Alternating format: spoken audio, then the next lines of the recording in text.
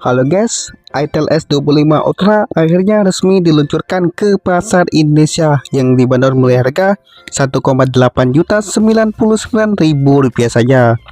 Tentunya ponsel ini sangat menarik guys karena memiliki desain hampir sama dengan Samsung Galaxy S24 Ultra. Dan langsung saja guys, inilah 5 aspek yang saya sukai dan 5 aspek yang saya tidak sukai dari Itel S25 Ultra.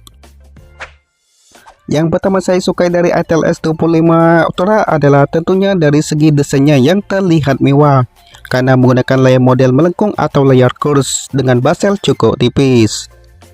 Tidak hanya menang dari segi tampilan saja guys, secara kualitas pun juga sangat baik di kelas harganya karena telah menggunakan panel AMOLED berukuran 6,78 inci yang telah beresolusi Full HD+ dan telah mendukung kecepatan adaptif dari 60Hz hingga ke 120Hz sehingga cukup smooth. Soal penggunaan outdoor pun layar Itel S25 Ultra ini terbilang sangat nyaman dan juga tetap aman guys saat digunakan. Alasannya layar Itel S25 Ultra memiliki kecerahan hingga 1400 nit yang masih terlihat jelas saat digunakan di bawah sinar matahari. Termasuk dari segi perlindungannya yang sudah cukup baik. Pasalnya layar Itel S25 Ultra telah dilapisi Corning Gorilla Glass 7i yang memberikan perlindungan lebih terhadap goresan ataupun benturan. Selain itu, Itel S25 Ultra masih tetap aman saat terkena hujan karena telah dilengkapi ranting IP64 yang artinya mampu tahan debu dan percikan air di segala arah.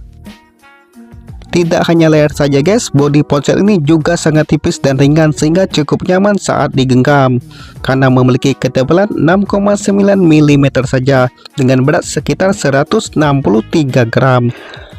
Apalagi tampilan belakang ponsel ini terlihat mirip dengan flagshipnya dari Samsung meski material yang digunakan masih berbahan plastik.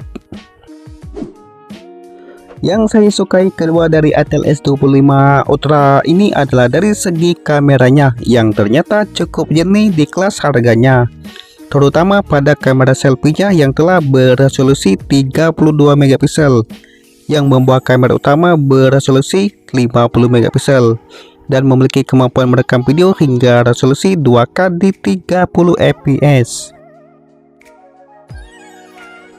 Yang saya sukai ketiga dari Itel S25 Ultra adalah dari segi penyimpanannya yang cukup lega karena dibekali RAM berkapasitas 8GB per 128GB hingga 8GB per 256GB yang sudah berjenis UFS 2.2. Dan menariknya guys, penyimpanan Itel S25 Ultra masih menghadirkan slot memori tambahan dengan model triple slot. Tidak seperti Itel S23 Plus generasi sebelumnya yang tidak mendukung slot memori tambahan. Yang saya sukai keempat dari Itel S25 Ultra adalah sudah dibekali berbagai fitur menarik guys. Seperti sudah ada fitur NFC 720 derajat yang jangkauan sinyalnya 2 kali lipat lebih baik karena mampu membaca pada bagian atas, bawah hingga bagian samping ponsel. Sudah ada sensor IE remote yang bisa berfungsi sebagai remote TV atau AC, ada fitur bypass charging, dan telah mengadopsi sensor sidik jari di dalam layar untuk sistem keamanannya yang terlihat lebih premium. Dan yang saya sukai kelima dari Itel S25 Ultra ini adalah tanpa diduga guys, ternyata Itel memberikan jaminan dan update Android 1 kali dengan pembaruan keamanan selama 18 bulan. Yang artinya Itel S25 Ultra bakal mendapatkan update Android hingga ke-15. Selain itu, Itel juga akan memberikan garansi layar selama 100 hari dan langsung akan memberikan pergantian jika mengalami kerusakan.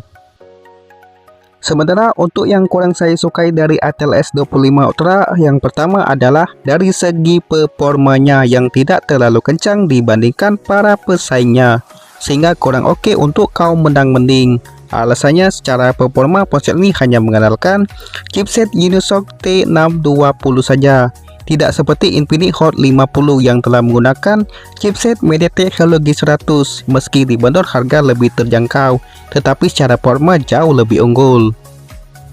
Yang kurang saya sukai kedua adalah Itel S25 Ultra masih menggunakan gyro software saja, sehingga pengalaman gaming kurang optimal, termasuk kameranya yang tidak dilengkapi stabilisasi, sehingga membuat perekaman video menjadi kurang stabil. Yang kurang saya sukai ketiga dari Itel S25 Ultra ini adalah kelengkapannya tidak begitu komplit karena speaker yang digunakan masih mono saja dan tidak ada lubang jack audio 3,5 mm. Yang kurang saya sukai dari Itel S25 Ultra ini yang keempat adalah kecepatan chargingnya tidak begitu baik dibandingkan para pesaingnya karena hanya support fast charging berdaya 18 watt saja. Padahal cukup banyak ponsel dengan harga lebih murah namun telah mendukung fast charging berdaya 33 watt hingga 45 watt. Seperti Itel RS4 yang telah support fast charging berdaya 45 watt meski dibanderol harga 1 jutaan saja. Dan kekurangan yang kelima adalah kamera pada Itel S25 Ultra ini kurang lengkap karena tidak punya kamera ultrawide. Menurut saya, Itel S25 Ultra cocok buat kalian yang menginginkan ponsel mewah dengan harga termurah. Alasannya guys, kapan lagi bisa membeli HP yang punya desain mirip Samsung S24 Ultra tapi hanya dibanderol 2 jutaan saja. Bahkan banyak yang menyebutkan bahwa Itel S25 Ultra merupakan HP KW versi garansi resmi dan layak untuk dibeli, karena punya desain hampir sama dengan HP flagshipnya dari Samsung, tetapi punya kualitas jauh lebih baik dibandingkan HP HTC, sehingga secara kualitas lebih terjamin.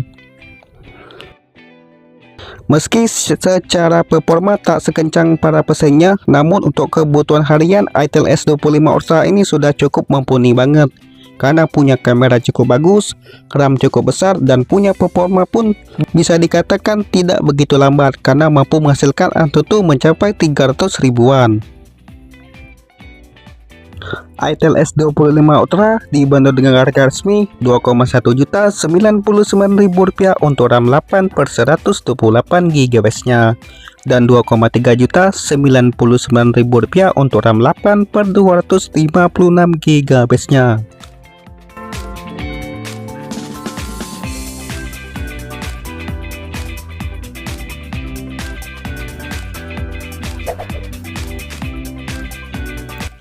Itulah guys kelebihan dan kekurangan dari Itel S25 Ultra. Untuk informasi harga dan link pembelian HP Itel bisa juga kalian cek di bawah ya guys. Serta admin mengucapkan terima kasih.